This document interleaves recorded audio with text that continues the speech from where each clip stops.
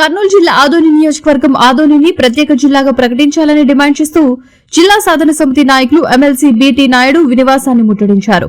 ప్రభుత్వం స్పందించని పక్షంలో ఆమరణ నిరాహార దీక్షకు దిగుతామని, శాంతి భద్రతల సమస్య తలెత్తితే ప్రభుత్వమే బాధ్యత వహించాలని వారు హెచ్చరించారు. దీనిపై ఎమ్మెల్సీ బీటీ నాయుడు సానుకూలంగా స్పందిస్తూ తాను కూడా ఆదోని వాసిగానే ఉన్నానని, ప్రజల ఆకాంక్షను గౌరవిస్తానని తెలిపారు. జిల్లా ఏర్పాటు అంశాన్ని ప్రభుత్వం దృష్టికి తీసుకెళ్లి సమస్య పరిష్కారానికి తన వంతు కృషి చేస్తానని ఆయన జేఏసీ నాయకులకు హామీ ఇచ్చారు.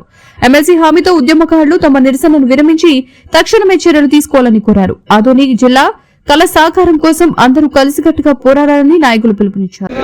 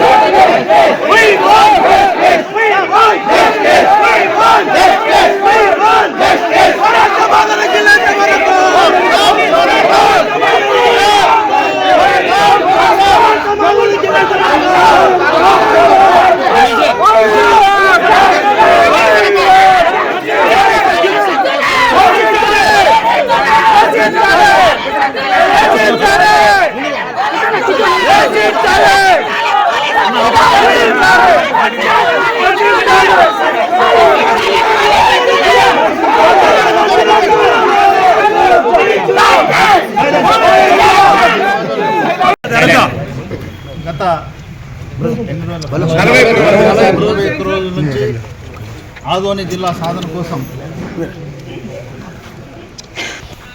మరి ఎన్నో ప్రజా సంఘాలు అయితేనేమి అందరూ కూడా ఐకమత్యంగా రాజకీయాలకు అతీతంగా పోరాటాలు చేస్తున్నటువంటి మీ ఆవేదన ఈ ఆదోని పట్టణవాసిగా నాకు అన్నీ నేను చూస్తున్నాను. మీరు చేసినటువంటి ధర్నాలు, బంద్, ఈ కార్యక్రమాలన్నీ కూడా ప్రింట్ అండ్ ఎలక్ట్రానిక్ మీడియా కూడా నేను అబ్జర్వ్ చేస్తున్నాను. దీనికి సంబంధించి ఇప్పుడు మీరు వచ్చారు, ఇప్పుడు మీరు ఆవేదన చెప్పారు. మీరు ఆదోని జిల్లా సాధన వచ్చినటువంటి నాయకులందరికీ కూడా పేరు పేరున నమస్కారం తెలియజేస్తూ, మీరు ఏదైతే ఆవేదన ఉందో నాకు అర్థమైంది, నేను గ్రహించాను. మీరు ఏ ఆవేదనతో ఇవన్నీ చెప్తున్నారో కూడా పూర్తి స్థాయిలో నాకు అవగాహన ఉంది. తప్పకుండా త్వరలో, నిన్ననే నేను ముఖ్యమంత్రి గారి నుంచి వచ్చాను. ఈ ఇయర్ ఎండింగ్ కాబట్టి 2, 3 తేదీల్లో మళ్ళా విజయవాడ పోయి ఖచ్చితంగా ముఖ్యమంత్రి గారికి మీ ఆవేదన ఏదైతే ఉందో ప్రతి పూసిగుచ్చినట్లు మీరు మాట్లాడిన ప్రతి అంశాన్ని కూడా ముఖ్యమంత్రి గారి దృష్టికి తీసుకువెళ్ళి మరి ఈ సమస్య పరిష్కారం కావడానికి ఏం చేయాలనేది కూడా ఖచ్చితంగా ఆలోచన చేస్తాం. త్వరలోనే మీ అందరూ కూడా ముఖ్యమంత్రి దగ్గర తీసుకుపోయి ఆయన అపాయింట్మెంట్ కూడా తీసుకొస్తాం. ఆయన కూడా మీకు కల్పిస్తాం. మీ ఆవేదన ఆయన కూడా చెప్పుకోవచ్చు. మీ అందరికీ మేము విజ్ఞప్తి చేసేది ఏంటంటే, ఇప్పుడు పరిపాలిస్తున్నటువంటి వ్యక్తి సుదీర్ఘ అనుభవం గల రాజకీయ నాయకుడు. మీ అందరికీ తెలుసు, ప్రస్తుతం రాష్ట్రం కష్టకాలంలో ఉంది. ఒక పక్క లక్షల కోట్ల అప్పు, దానికి వడ్డీ కట్టాలి, వడ్డీకి పెనాల్టీ కట్టాలి, నెలొస్తే జీతాలు ఇవ్వాల్సినటువంటి పరిస్థితి, పెన్షన్లు, సంక్షేమ అభివృద్ధి కార్యక్రమాలు చేయలేనటువంటి పరిస్థితి, ఒక పక్క రాజధాని లేదు, రైతులు కనీస అవసరమైనటువంటి సాగునీరు అందించడానికి కూడా నీళ్లు ఇబ్బంది ఉంది, ఒక పోలవరం నిలబడిపోయింది.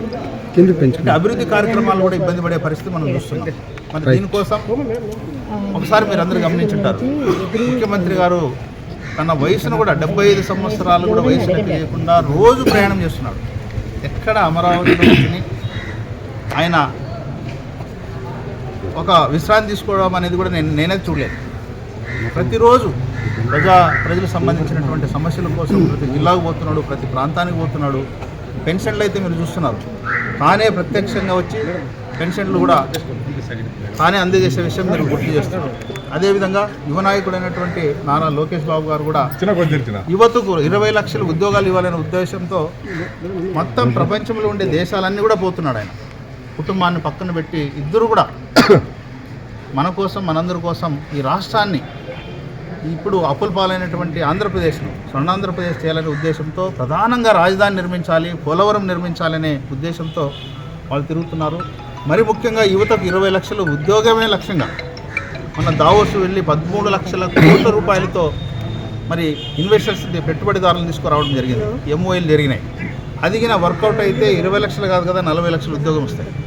వైజాగ్లో మీరు చూశారు, మరి గూగుల్ సంబంధించినటువంటి సాఫ్ట్వేర్ ఇక్కడ రాబోతుంది. అంటే IT హబ్ ప్రపంచమే మన వైపు చూసే విధంగా ఈ రకంగా చేస్తున్నారు. సో ఖచ్చితంగా ఇవన్నీ తెలిసినటువంటి పెద్దలు ఉన్నారు అక్కడ. చంద్రబాబు సారు మీ అందరికీ తెలుసు, సుదీర్ఘ అనుభవం గల నాయకుడు ఆయన. మన ఆదోని గురించి తెలుసు. మనం మొత్తం 175 నియోజకవర్గాలు ఉమ్మడి స్టేట్కి ఆయన 2 సార్లు సీఎం చేశాడు. కాబట్టి ఖచ్చితంగా మీది ఏదైతే సమస్య ఉందో రోజు గమనిస్తున్నాడు ఆయన.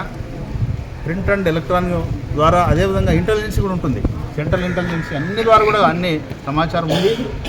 తప్పకుండా యాజ్ ఎమ్మెల్సీగా, ఆదోని వాసిగా, మీ వాడిగా మీ యొక్క భావన, మీ అంతరాత్మలో ఉన్నటువంటి ఏదైతే ఆవేదన ఉందో నా ఆవేదనగా నేను భావించి ముఖ్యమంత్రి దృష్టికి ఖచ్చితంగా తీసుకుంటాను. త్వరలోనే మిమ్మల్ని కూడా ముఖ్యమంత్రి గారిని కల్పిస్తాం. అక్కడ కూడా మీరు ఆవేదన చెప్పొచ్చు. దీనికి సమస్య మార్గం ఏ విధంగా పరిష్కరించాలని కూడా మనం అందరూ కలిసి ఆలోచన చేద్దామని ఈ సందర్భంగా తెలియజేస్తూ మీ అందరికీ పేరు పేరున నా యొక్క నమస్కారాలు. 3 విషయాలు సార్. వివిడి న్యూస్ టీవీని తక్షణమే సబ్స్క్రైబ్ చేసుకోండి. నోటిఫికేషన్ కోసం బెల్ ఐకాన్ క్లిక్ చేయండి. మరిన్ని అప్డేట్స్ కోసం ప్రతి ఒక్క కుటుంబానికి ఉచిత ప్రకటనలు వచ్చే విధంగా మీకోసం మీ ముందుకు వివిడి న్యూస్ టీవీని AP5 నందు 99వ ఛానల్ మరియు యూట్యూబ్ నందు వీక్షించెదరు.